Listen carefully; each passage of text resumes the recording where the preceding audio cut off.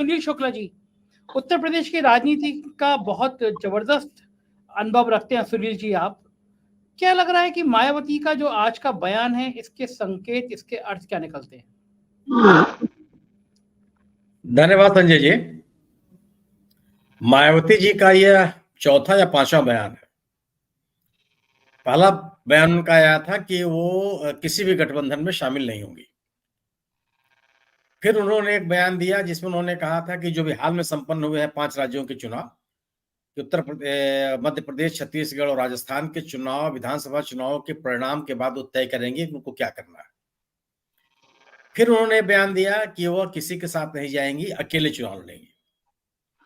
आज उनका यह बयान आया है कि वह एक धर्मनिरपेक्ष दल, उनका एक धर्मनिरपेक्ष दल है। संसद से सदस्यों का निष्कासन की उन्होंने की है। और उन्होंने ये भी कहा है कि ये कोई नहीं जानता कि कब किसको किसकी आवश्यकता पड़ जाए। ये तथ्य है कि अगर आप जो 2024 का चुनाव है वह 2 ध्रुवीय चुनाव है। अब तक जो चुनाव होते आ रहे हैं उसके आधार पर यह निष्कर्ष निकाल सकते हैं। एक तरफ बीजेपी है और एक तरफ बीजेपी विरोधी है, तीसरा कोई दल नहीं है। अगर आप कोई भी राजनीतिक दल अकेले बीजेपी से लड़ने की स्थिति में नहीं है, जहां कई दल अगर मैदान में हो तो गठबंधन करके ही आप चुनाव लड़ेंगे। अगर आप गठबंधन नहीं करते हैं तो लोग अपना एक राजनीतिक दल चुन ले रहे हैं कि वह बीजेपी के विरोध में किस राजनीतिक दल के साथ जाएंगे। आप गठबंधन करें न करें, इसका कोई असर नहीं पड़ने वाला है। कर्नाटक में यही हुआ और तेलंगाना में भी यही हुआ। वहां 2 ही दल थे, वहां कई दल थे, लेकिन लोगों ने कांग्रेस को चुन लिया और कांग्रेस के साथ चले गए। जो लोग कांग्रेस के साथ नहीं थे वो एकदम हाशिए पे चले गए। बीएसपी के साथ स्थिति है कि बीएसपी के निकटता 2019 के लोकसभा चुनाव के बाद जो भारतीय जनता पार्टी के साथ दिखाई पड़ी, उस निकटता ने भारतीय बहुजन समाज पार्टी का बहुत नुकसान किया। उनका मत प्रतिशत गिर गया और एक बड़ी संख्या में उनका मतदाता उनको छोड़ के चला गया, सरेआम चला गया, जबकि उनका प्रतिबद्ध मतदाता होता था, खासतौर से अल्पसंख्यक मतदाता। दलितों में जो जाटों मतदाता है, निश्चित रूप से वह मायावती जी का मतदाता है और उसमें मायावती जी के प्रति बहुत सम्मान है, इसमें भी कोई बहस नहीं है। और अभी भी मेरा भी मानना है कि अगर उनका उम्मीदवार खड़ा होता है तो वह उनके साथ वोट करते हैं, उम्मीदवार हारे या जीते। लेकिन अगर उनका उम्मीदवार नहीं खड़ा होता है तो वो बीजेपी को वोट देगा, ऐसा हुआ नहीं। अभी जो उत्तर प्रदेश में तात्कालिक चुनाव हुआ है वह है घोसी का, जहां पे बहुजन समाज पार्टी का उम्मीदवार नहीं था, वहां पे समाजवादी पार्टी का उम्मीदवार था, या कह सकते हैं इंडिया दल समूह का उम्मीदवार था, क्योंकि अन्य किसी भी दल ने अपने उम्मीदवार नहीं खड़े किए। और यह तथ्य है कि घोसी में जो उम्मीदवार जीता वह अपने 2022 के सामान्य निर्वाचन की तुलना में उसको 20% ज्यादा। तो यह 20% ज्यादा मत देने वाले कौन लोग हैं?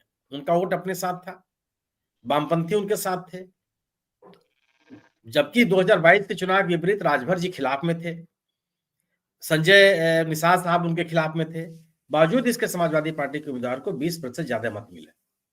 मेरा अपना मानना यह है कि वह जो बीएसपी का मतदाता है उसने भी समाजवादी पार्टी के उम्मीदवार को मतदान किया।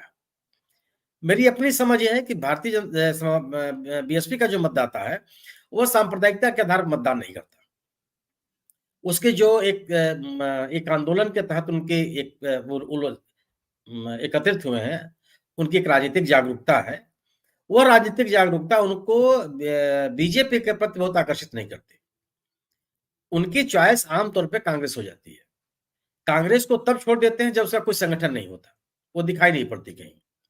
लेकिन जब अल्पसंख्यक मतदाता कांग्रेस की तरफ जाता है तो वह अपने साथ साथ दलित मतदाताओं को भी आकर्षित करता है। यह दिखाई पड़ा आपको नगर निगमों के चुनाव में। अगर 5 नगर निगमों में भारतीय जनता पार्टी के खिलाफ निकटतम प्रतिद्वंदी कांग्रेस का हो गया तो इसको मतदान करने वाले कौन लोग थे?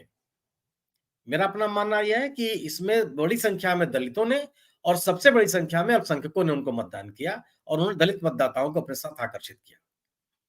मेरा अपना मानना यह है कि अगर जो आज का बयान है मायावती जी का, उन्होंने यह संकेत देने की कोशिश की है कि जिस बयान की बात कर रही हैं वह बयान अधिकृत नहीं है। अखिलेश यादव उस तरह का बयान कहीं देते हुए पाए नहीं गए, पब्लिक डोमेन में कहीं वो बयान नहीं है। खड़गे साहब ने प्रेस ब्रीफिंग के बाद भी बात नहीं कही है कि समाजवादी पार्टी ने उस बैठक में बीएसपी को लेकर कोई बात कही भी हो। किसी भी उस बैठक में उपस्थित किसी भी राजनीतिक दल ने बीएसपी को लेकर के कोई प्रतिकूल टिप्पणी नहीं की है। बल्कि कई लोगों ने जो विश्लेषक हैं, उन्होंने कहा कि अगर बीएसपी साथ आ जाती है इंडिया दल समूह के साथ, तो इंडिया दल समूह की ताकत और बढ़ जाएगी। इस ऑब्जर्वेशन में कोई गलती भी नहीं है। अगर बीएसपी आती है इंडिया दल समूह के साथ, तो निश्चित रूप से उत्तर प्रदेश सहित कई राज्यों में उसका असर पड़ेगा, क्योंकि एक छोटी संख्या में ही सही एक प्रतिबद्ध मतदाता है। तो और अपने बयान से मायावती जी ने संकेत दिया है कि वह इंडिया दल समूह के साथ जा सकती है, और अगर उनको अपने मतदाताओं को अपने साथ बनाए रखने की कोशिश अगर करनी है उनको, तो उनको उनके लिए विकल्प इंडिया दल समूह ही है। बीजेपी के साथ जाकर के अपने मतदाताओं को अपने साथ नहीं रख सकती हैं। खुलेआम जाने के बाद छोड़ दीजिए, जब उनके बारे में अफवाह फैलती रही, अफवाह ही मान लिया जाए, क्योंकि बीएसपी हमेशा इनकार करती रही, जिसकी चर्चा हम सभी लोग करते रहे कि इनके कई पत्र 2022 के चुनाव में दिखाई पड़े, जहां इन्होंने कहा था कि अगर बीजेपी का उम्मीदवार समाजवादी पार्टी का उम्मीदवार जीत रहा है, तो बीजेपी के उम्मीदवार को जिता दिया जाए। ये इस तरह की चिट्ठियां सामने आई, जबकि बीएसपी के लोगों ने बाद में इसका खंडन किया। उस समय कोई खंडन नहीं आया था। अब आगे कहा जा रहा है किस तरह की कोई चिट्ठी नहीं जारी हुई थी वो एक तरह का अफवाह था। तो अगर बीएसपी या मायावती जी अपने राजनीतिक ताकत को उन राज्यों में जहां उनका असर रहा है, अगर वो बचाए रखना चाहती हैं, उनका मतदाता उनके साथ रहे, तो उनको इंडिया दल समूह के साथ ही जाना पड़ेगा। इंडिया दल समूह मतलब जहां पे कांग्रेस है। कांग्रेस से इतर कोई भी गैर भाजपा राजनीति होती नहीं है। और जिन राजनीतिक दलों ने भाजपा और कांग्रेस के नाम पर कि दोनों से हम दूरी बना के रखेंगे, लोगों ने उसको स्वीकार कर दिया। आपके सामने दो उदाहरण है, एकदम तात्कालिक उदाहरण है। पहला उदाहरण कर्नाटक का है, जहां पे जनता दल एस के लोगों ने खारिज कर दिया, क्योंकि जनता दल एस की निकटता रही है बीजेपी के साथ, और लोगों को आशंका थे कि अगर आवश्यकता पड़ी तो बीजेपी के साथ जनता दल एस जा सकता है। तो लोगों ने उनका मत प्रतिशत गिर गया और उनके ढेर सारे उम्मीदवार हार गए। दूसरा उदाहरण अभी आपके पास तेलंगाना में।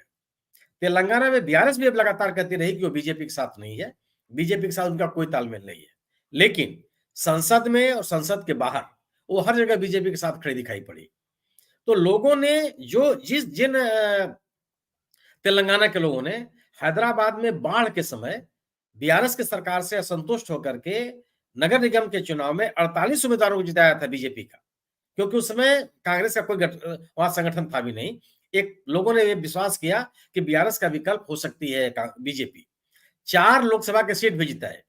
लेकिन जब कांग्रेस वहां लौट करके आई है और बीआरएस और बीजेपी की निकटता बढ़ी, तो लोगों ने कांग्रेस को चॉइस कर लिया, और वहां कांग्रेस का भी बीआरएस बुरी तरह से हार गई, और जिसके ऊपर राज्य को बनाने का श्रेय जाता है, और केसीआर साहब एक बहुत पॉपुलर नेता रहे हैं।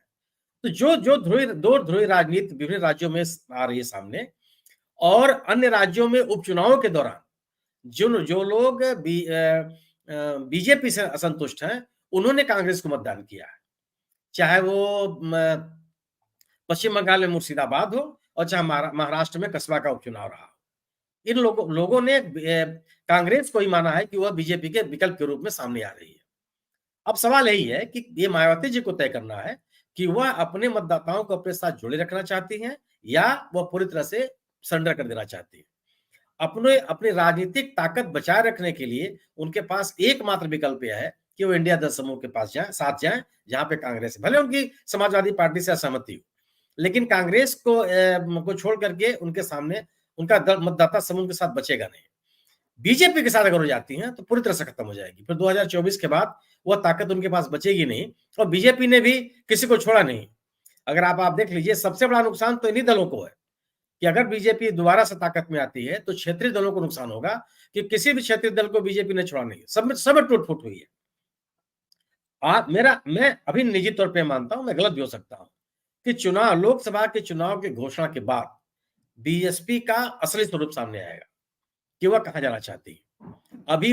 अगर वह बीजेपी के दबाव में है, इसलिए उनका स्पष्ट चीजें नहीं आ पा रही हैं। चुनाव की घोषणा के बाद उनका निर्णय आएगा, और मेरा अपना मानना है कि वो इंडिया दल समूह के साथ ही जाएंगे।